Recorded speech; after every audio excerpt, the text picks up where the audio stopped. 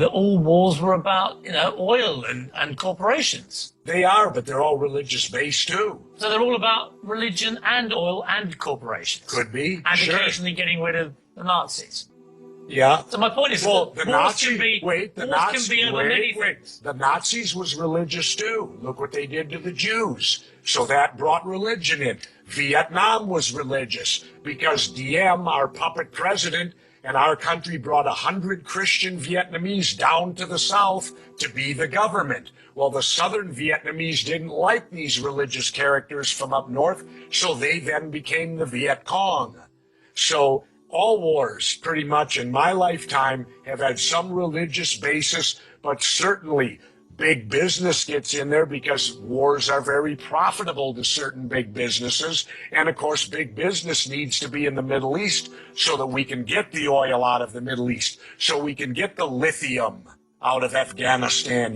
They discovered a vein of lithium there. They say is worth $1 trillion. Well, what is lithium used for? Every cell phone, computer, and soon to be electric cars. Let's talk about why we're really there. We're not there. How does any of these wars affect our freedom in any way? The United States is not in any threat. They're not going to do a Normandy invasion on us, Al-Qaeda in Virginia. No, hang on. You're being slightly naive, aren't you? Because I'm not being naive, sir. I think you are being naive. No. Because I think that it's clear one of the main reasons that America went into Afghanistan was to try and get Al-Qaeda dismantled, the organization which committed the 9/11 atrocity. Really? Well, you don't think so? Well, how come Al-Qaeda put the heroin business out? They took all the poppy growers and stopped the production of heroin. What would you have done? Wait, now how much of that illegal heroin was propping up the international banks with laundered money, and when it dried up, the first recession happened? Well, now that we're back in there, we aligned with the poppy growers, and the heroin business is back up full swing again. I thought we fight a war on drugs here. All right, Jesse, we're not. What would you have done on September the 12th, 2001? What would you have done if you'd been president?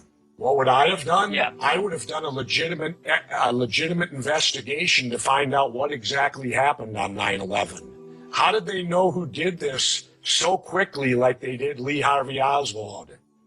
How quick they knew Lee Harvey Oswald killed Kennedy. Because the people who did it were identified and we knew who they were. Well, then why couldn't we have stopped them beforehand if they were identified and we knew who they were? It was a failure of intelligence. Everyone's accepting. No, it wasn't. We knew before with Condoleezza Rice's memo on August 6th when it stated right in the memo, bin Laden to steal planes and run them into buildings. And more stuff is coming out now also, how much the Bush administration ignored the intelligence. It was almost like they ignored it because they wanted it to happen. Oh, come on, Jesse. No, not oh, come off. Wait a minute. Every war fought starts with a false flag operation. You can't, in all seriousness, sit there and try and make out anybody. Okay, let me ask you this, Piers. Wait a minute. Let me ask you something. How much studying have you actually done of 9/11 other than what the government's told you and what mainstream media has told you? I've been studying it 4 years. I was editor of a national newspaper. I've talked to people. Wait a minute. Every day for 5-6 months. Really? So I know a lot about it. One thing I do know is, let me ask you this. You cannot say that any member of the Bush administration knew it was going to happen and wanted it to happen. It's a ridiculous thing to say. Ridiculous. Okay, let's talk about your BBC.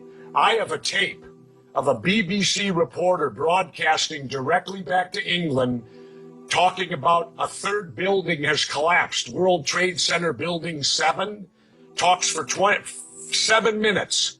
All the while she's talking, World Trade Center Building 7 is still standing right behind her. It didn't fall for another half hour. Yet they were doing a pre-broadcast back to England that, yes, it's true, you need to that take this a break building fell and it hadn't fallen yet. If you're trying to make out the British Broadcasting Company, one of the most respected news organisations in the world, was inventing huge buildings falling over, you need to have a break, Jesse. We'll come back after the break. Very heated debate about various theories that you have about 9/11 and so on. Let's move on to... and the government only has a theory. Right, well, the government has No, this factual... is a theory. Their theory is 19 Islamic radicals armed with box cutters defeated our multi-billion-dollar air defense system, all while conspiring with a bearded guy in a cave in Afghanistan. That is exactly what That's happened. their theory. No, that's not a theory, it's a fact. That's their theory. No, Jesse, That's a it's fact. I think you make some very sensible points, and you make some crackpot points. That's your opinion. Yes. How many people here think I make crackpot points? Yeah? One. How many think I make sensible points? You're in a minority, my good friend. Seulement une chose, c'est qu'une grande partie de l'argent qui est dans notre porte-monnaie vient précisément de l'exploitation depuis des siècles de l'Afrique. Pas uniquement, mais beaucoup viennent de l'exploitation de l'Afrique. One thing that keeps me puzzled, despite having studied finance and economics at the world's best universities, the following question remains unanswered. Why is it that 5,000 units of our currency is worth 1 unit of your currency, where we are the ones with the actual gold reserves? It's quite evident that the aid is in fact not coming from the West to Africa, but from Africa to the Western world. The Western world depends on Africa in every possible way, since alternative resources are scarce out here. So how does the West ensure that the free aid keeps coming? By systematically destabilizing the wealthiest African nations and their systems, and all that backed by huge PR campaigns, leaving the entire world under the impression that Africa is poor and dying and merely surviving on the mercy of the West. Well done, Oxfam, UNICEF, Red Cross, Life Aid, and all the other organizations that continuously run multi-million-dollar advertisement campaigns depicting charity porn to sustain that image of Africa globally. Ad campaigns paid for by innocent people under the impression to help with their donations. While one hand gives under the flashing lights of cameras, the other takes in the shadows. We all know the dollar is worthless, while the euro is merely charged with German intellect and technology, and maybe some Italian pasta. How can one expect donations from nations that have so little? It's super sweet of you to come with your colored paper in exchange for our gold and diamonds. But instead, you should come empty-handed, filled with integrity and honor. We want to share with you our wealth and invite you to share with us. The perception is that a healthy and thriving Africa would not disperse its resources as freely and cheaply, which is logical. Of course, it would instead sell its resources at world market prices, which in turn would destabilize and weaken Western economies, established on the post-colonial free meal system. Last year, the IMF reports that 6 out of 10 of the world's fastest growing economies are in Africa, measured by their GDP growth. The French Treasury, for example, is receiving about $500 billion year in, year out, foreign exchange reserves from African countries based on colonial debt they forced them to pay. This is what happens in the human world, the world we have created.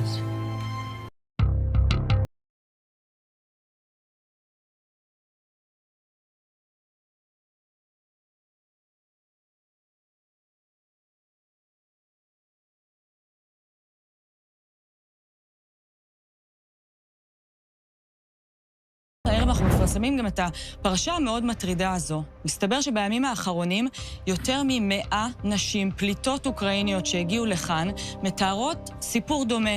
אדם ישראלי שיוצר איתן קשר עודשן באוקראינה מציע להם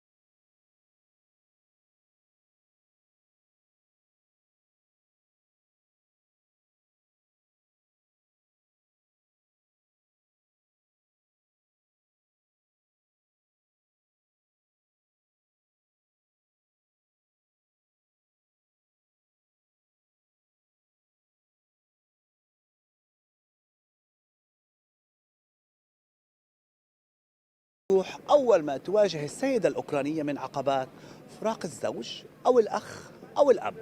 فالقانون الأوكراني في ظل الحروب يجبر الذكور الأوكرانيين من 18 إلى 60 عاما بالبقاء في أوكرانيا للدفاع عن الوطن. وهنا يبدأ العناء النفسي للمرأة الأوكرانية، ومن ثم تبدأ بمفردها أو مع أطفالها لمن تغادر مع أبنائها طريق النزوح، وهنا أيضا تتعرض لمخاطر جمة. فالطريق من كييف العاصمة الأوكرانية إلى الحدود البولندية أو الرومانية تحتاج إلى 20 ساعة على الأقل. وفي ظل الوضع الأمني الطريق محفوف بالمخاطر من قطع طرقات من قبل الآلات العسكرية وقصف وانتظار، وقد تستغرق الطريق إلى الغرب أحيانا يومين كاملين. عليها أن تحمي أطفالها ونفسها من مغتصبي وقطاع الطرق، وعليها أن تطعم وتجد مكانا آمنا لإيواء أولادها أو رضيعها إذا كان مسافرا معها. ولا تنتهي المشاكل هنا، بل أيضا عليها أن تعبر الحدود من الشق الأوكراني مشيا على الأقدام في طقس بارد وعاصف لمسافة قد تصل إلى 14 كيلومترا، كما يحدث على الحدود الرومانية الأوكرانية. وعند عبور الحدود إلى هنا بولندا مثلا من معبر ميديكا، فهي صحيح تدخل إلى مكان آمن على الأقل من القصف والدمار، ولكنه لا يخلو من وجود من يستغل النساء، وذلك بعرض خدماته كإيوائها ومحاولة اغتصابها، كما حدث مع الفتاة الأوكرانية التي تبلغ من العمر 19 عاما. النازحة الأوكرانية المحظوظة هي من تسافر مع عائلتها المقربة أو أصدقائها وتعرف أين وجهتها بالتحديد. وإذا تحدثت الأرقام فقبل العملية العسكرية الروسية بلغ عدد سكان أوكرانيا نحو 37 مليون نسمة في المناطق الخاضعة لسيطرتها، وربع سكان أوكرانيا نزح أو لجأ، وثلثهم من الأطفال، ولا أطفال دون أمهات. إذن المرأة الأوكرانية إلى جانب اللجوء تعاني من الخوف والتشرد في أكبر عملية نزوح في القارة الأوروبية منذ الحرب العالمية الثانية من المعبر الحدودي بين أوكرانيا وبولندا. إن أعجبك الفيديو لا تنسى الإعجاب والاشتراك في القناة.